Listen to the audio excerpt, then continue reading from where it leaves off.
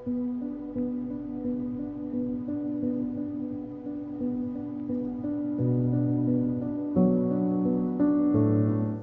in the world has that one movie that left an impact on them when they were young. Everyone has that movie they look back at fondly with waves upon waves of nostalgia. It could have been how the movie looked, how the characters were written, or even just how the movie entered the person's life at just the right time. For me, my range of entertainment was very slim. I was stuck watching stuff like Disney, Tom and Jerry, and Thomas the Tank Engine. Those IPs were the ones that made up a majority of my childhood. But there was one movie that over all of those stuck out to me in a different way. That movie was the famous Don Bluth classic, The Land Before Time.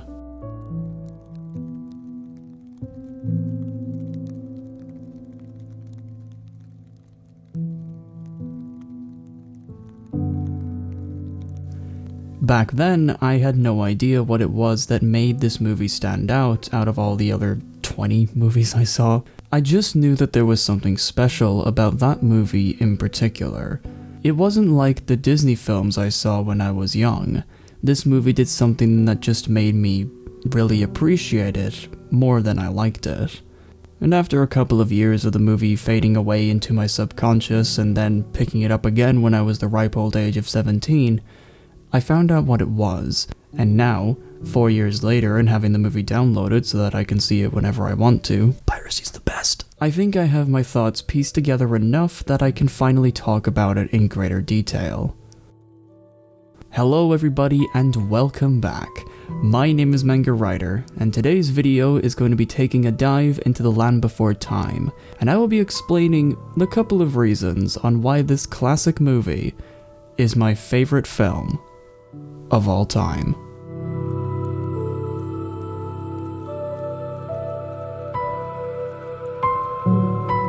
Let's first start off with the opening of the movie. The Land Before Time starts off a bit differently to other animated movies. Rather than having grand and wide shots of exotic locations, an opening musical song, or anything that makes Disney movies so loved, the movie starts off almost like a nature documentary, where it just shows off the land of the dinosaurs and establishing very quickly that in this world, there is a food chain, and every creature has their place in it. It starts off with a small water lizard attempting to eat something smaller than him, only for him to almost become prey himself to an even larger creature, showing that danger, even for predators, is lurking around every corner. As the credits stop rolling and we get into the actual movie, the film starts all of the characters off in a location that rather than being safe and sound, is instead a place that has been overrun by famine.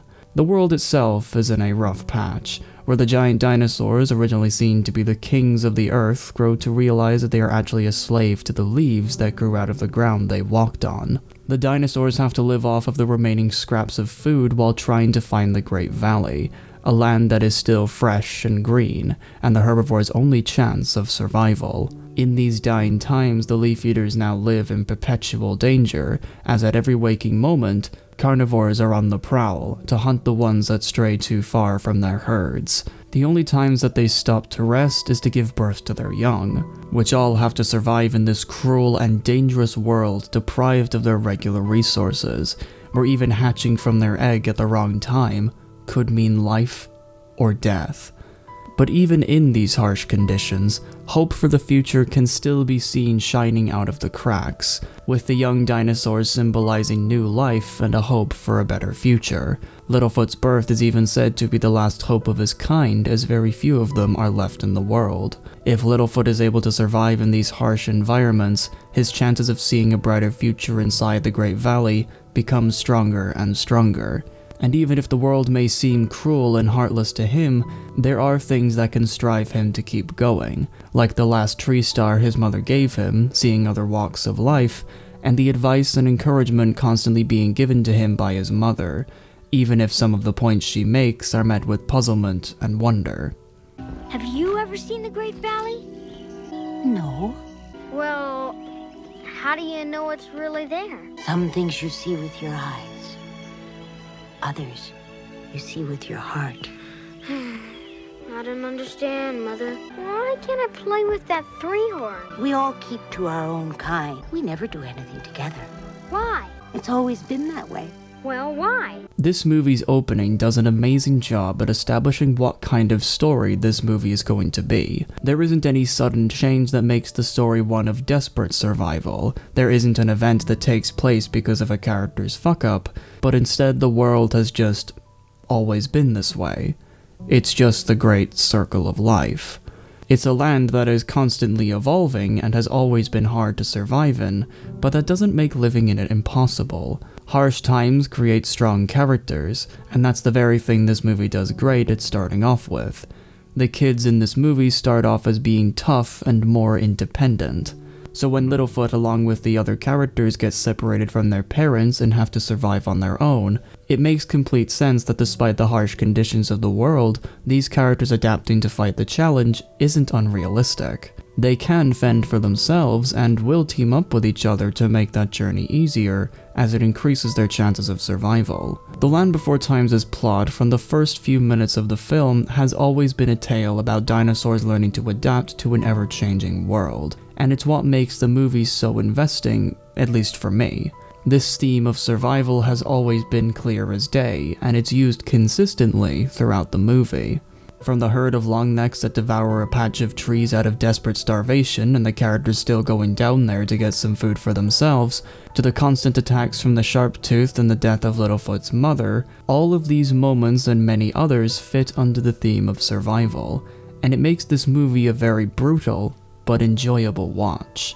But what I think makes this story of survival even better is that throughout this movie, it's shown from the perspective of the kid characters.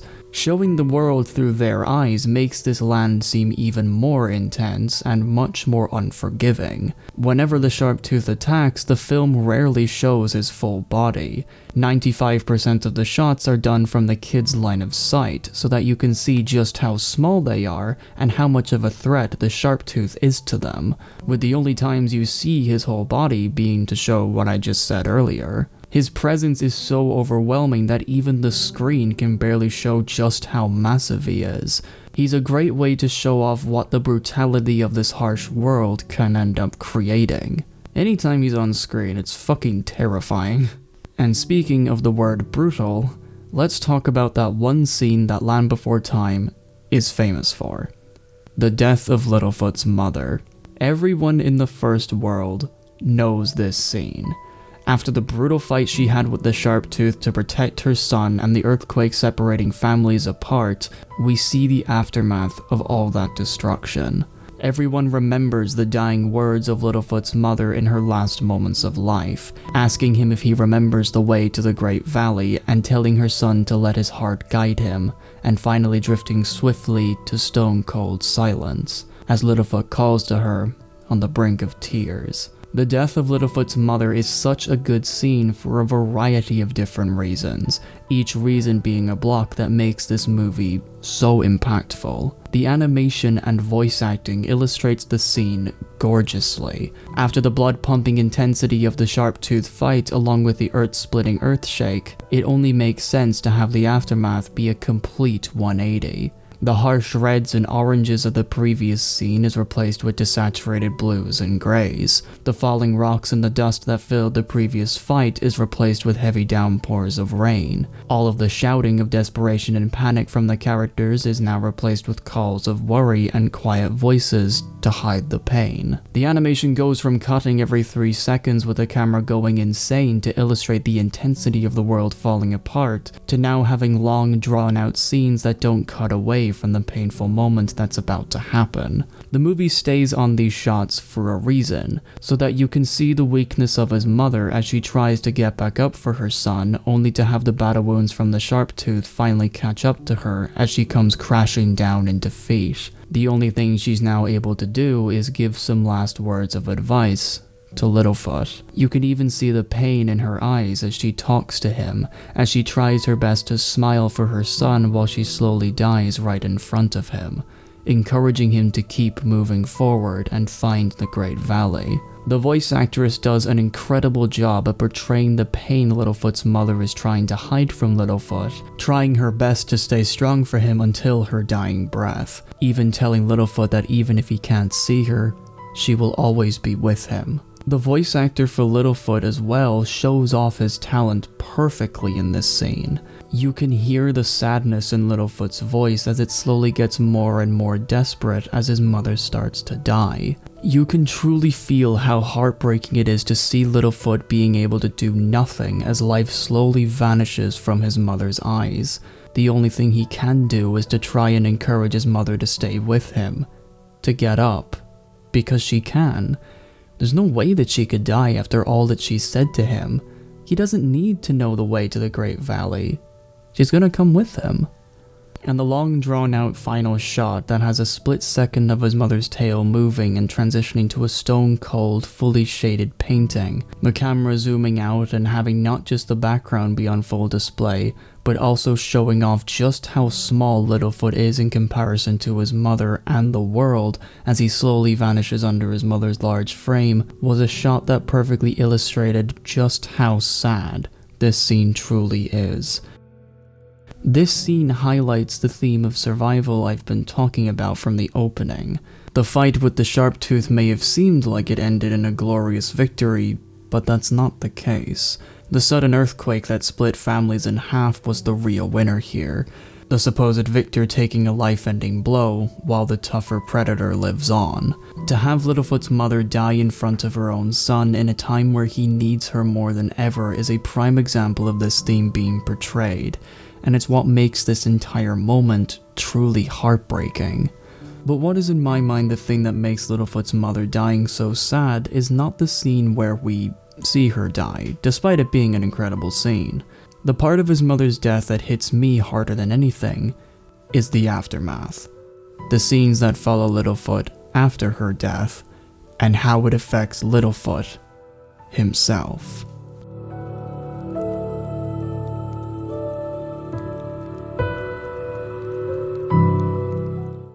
The next scene plays and Littlefoot is all alone, wandering aimlessly in blind sadness where he runs into, or rather, falls onto, a new character named Rooter. In this scene, Rooter asks why Littlefoot is all sad when he's clearly not hurt, and this is where Littlefoot's childhood mindset is on full display.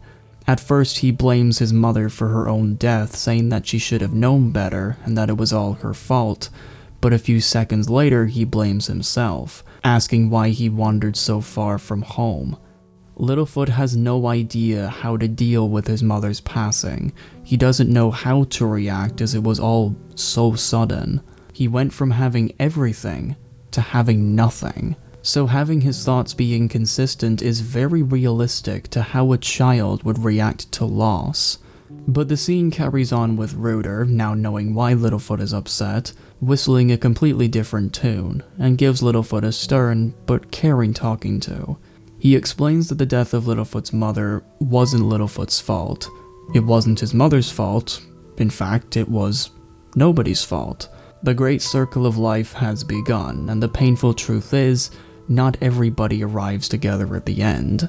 When Littlefoot asks what he will do as he misses his mother so much, Rooter explains the sad truth to him that he is always going to miss her. His mother is dead and isn't going to come back, but as long as he remembers the things his mother taught him while she was still alive, in a way, they won't ever be apart, and they will always be a part of each other.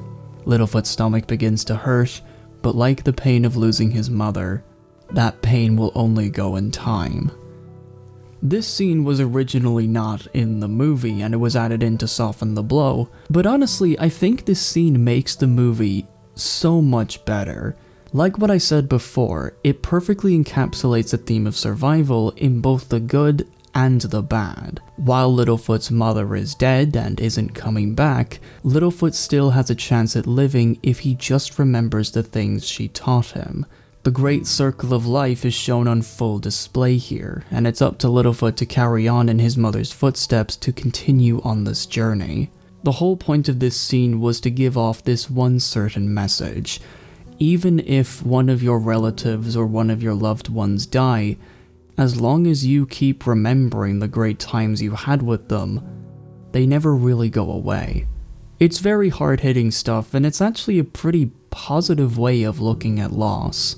But what I love the most about this movie is that even despite the warm talk from Reuter, Littlefoot's acceptance of his mother's passing still takes a long time, and the scenes that help encapsulate that are the next 3 scenes after this one. In the next scene, after a playful bit of animation that shows a bunch of baby birds fighting over a berry, Littlefoot is still seen mourning the loss of his mother, to a point where he doesn't focus on anything else, even his hunger or the Great Valley. So when the little bird gives him his berry, the kind gesture falls on deaf ears. For Littlefoot, the death of his mother is still fresh in his mind. He still needs time to recover, which transitions to the next scene where he's rolling around in a giant footprint, one that was presumably made by his mother, in complete despair. However, Littlefoot shows that he remembered the things his mother taught him in the form of a tree star gathering enough water to show his reflection, where in his mother's voice, Littlefoot recalls the way to the Great Valley, and heads off with the tree star in his mouth. This is where the movie finally gets to the point that personally broke me. During Littlefoot's journey, he sees his shadow cast on a bunch of rocks from far away, his shadow big enough to resemble the size of his mother, and temporarily, Littlefoot has hope that this shadow is indeed his mother, back from the grave. But as he runs closer to the rocks and the shadow gets smaller and smaller and smaller, to where eventually it's just the size of him, when he licks the rocks and realizes what he's doing, Littlefoot finally gets the last piece of evidence he needed to know that his mother is truly gone, and continues on his journey with a new wave of depression and acceptance to follow him. These 3 scenes are the reason why I believe the death of Littlefoot's mother left such a big impact on me. It showed that loss is a very foreign concept to a child that thought of their parents as immortal and untouchable, that loss is a thing that takes time to accept, that the pain of knowing that a loved one has passed on doesn't go away for a long time. This isn't like a Disney movie, where the parent dies and the characters are brought back to happiness with a song a few minutes later. This is a representation of just how depressing the death of family is. And during that stage of grievance, people will think irrationally. They will forget to keep moving forward. They will sometimes even try to rationalize the deceased never actually dying because that thought helps ease the pain. And The Land Before Time was not afraid of showing you Littlefoot's pain. These 3 scenes are just pure and painfully raw sadness, and they were needed for this movie.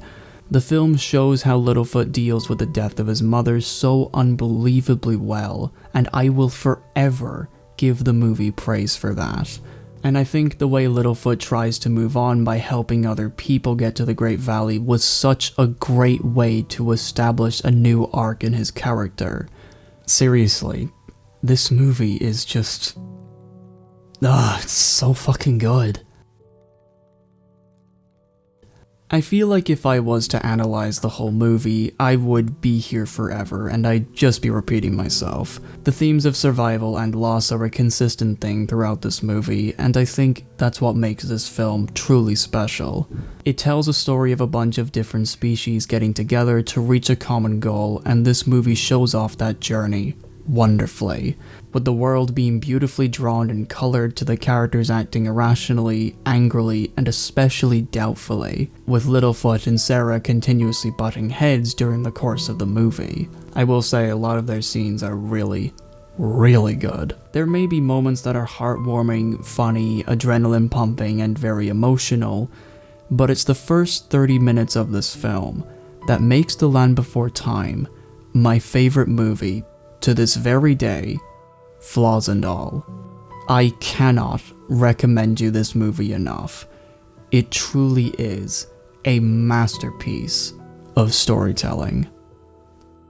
My name is Manga Writer, and I'll see you in the next one.